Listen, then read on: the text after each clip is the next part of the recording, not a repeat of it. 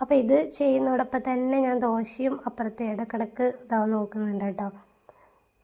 അപ്പോൾ അത് വേവുന്ന സമയം കൊണ്ട് കിട്ടുന്ന ഗ്യാപ്പിലാണ് ഞാനിത് ചെയ്യുന്നത്. അങ്ങനെ ചെയ്താലേ പെട്ടെന്ന് നമുക്ക് പണി ഒരുങ്ങും കേട്ടോ. അപ്പോൾ ഇതെല്ലാം മുറിച്ചിട്ട് വെച്ചാൽ ഇത് നാടൻ മഞ്ഞൾപ്പൊടിയാണ്. അമ്മ കുറ്റായിട്ട് പറഞ്ഞ അമ്മ തന്നയച്ചതാണ് കേട്ടോ. അപ്പോൾ അത് ഞാൻ തനിച്ചിന് ഫ്രൂട്ട്സൊക്കെ കൊടുക്കുമ്പം അതിൻ്റെ വിഷാംശങ്ങളെ ഉപ്പും മഞ്ഞൾപ്പൊടിയൊക്കെ ഇട്ട് വെക്കല. അതിനൊക്കെ ആയിട്ട് പിന്നെ അവൻ എന്തെങ്കിലും കുക്ക് ചെയ്യുമ്പം അതിടും. അല്ലാതെ ഇവിടെ നമ്മൾ പാക്കറ്റ് പൊടിയാണ് യൂസ് ചെയ്യാറുള്ളത്. തൻഷുവിന് എന്തെങ്കിലും ഇതായിട്ട് ആക്കുമ്പോൾ ഞാൻ നാടൻ മഞ്ഞൾപ്പൊടി, നാടൻ ഐറ്റംസാണ് എടുക്കാൻ വേണ്ടി ശ്രദ്ധിക്കാറ് എപ്പോഴും. അപ്പോൾ ഇത് നല്ലപോലെ ഒന്ന് വരട്ടിയെടുക്കുക, അതിൽ വേണ്ടുന്ന പൊടികളൊക്കെ ചേർത്തിട്ട്. അപ്പോൾ ഇതിൻ്റെ റെസിപ്പി നല്ല ടേസ്റ്റി ആയിട്ടുള്ളൊരു കറിയാണ്. ഇതിൻ്റെ റെസിപ്പി ആവശ്യമുണ്ടെന്ന് ഇത് കാണുന്ന ആർക്കെങ്കിലും തോന്നിയിട്ടുണ്ടെങ്കിൽ ഒന്ന് കമൻറ്റ് ചെയ്ത് നോക്കാം കേട്ടോ. ഞാൻ വേറെ തന്നെ അത്